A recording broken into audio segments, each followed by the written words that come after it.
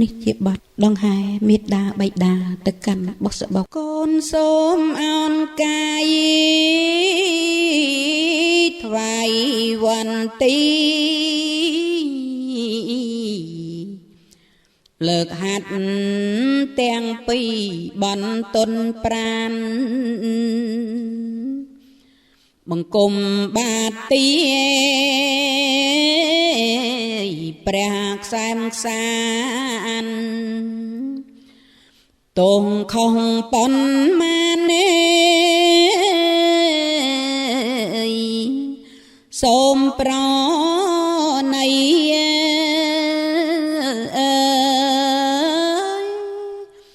ម្ចាស់អើយកូនសូមអរតនីទាំងពីរអង្គាសូមថ្នមបីសូមព្រះមេមានគុណលោកអភ័យដល់កូនប្រុសស្រីគ្រប់ប្រាណ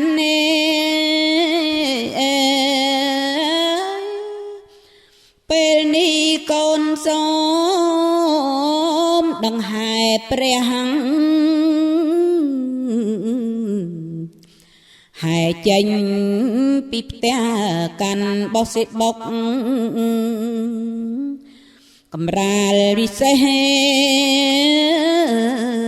កូនក្រាលទុកជូនលោកឪពុកនឹងអ្នកម្ដាយ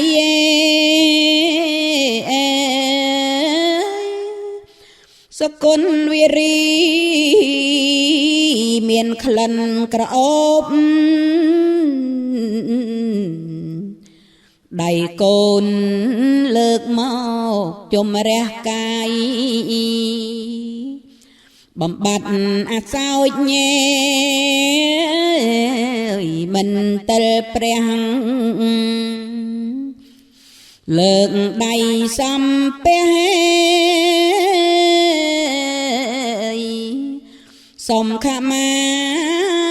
ទោស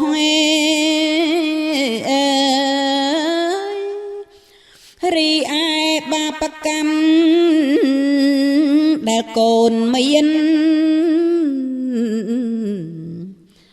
បានធ្វើ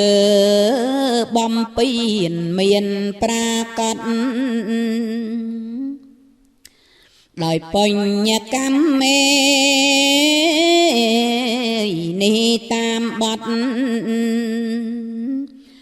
កូនសូមសន្មតស្មាលីបាបមេ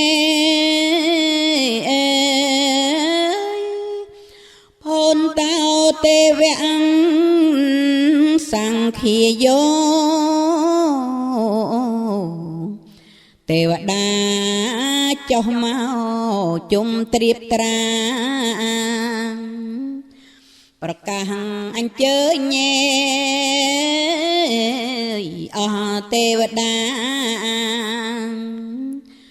មានព្រះឥន្ទ្រាជាប្រ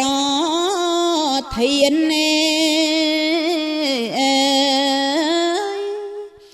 សូមលោកប្រទាននៅពរជ័យមង្គលសួស្តីគ្រប់ប្រការកើតមានប្រកាសគ្រប់វេលាទាំងពីរអង្គាជាបបកា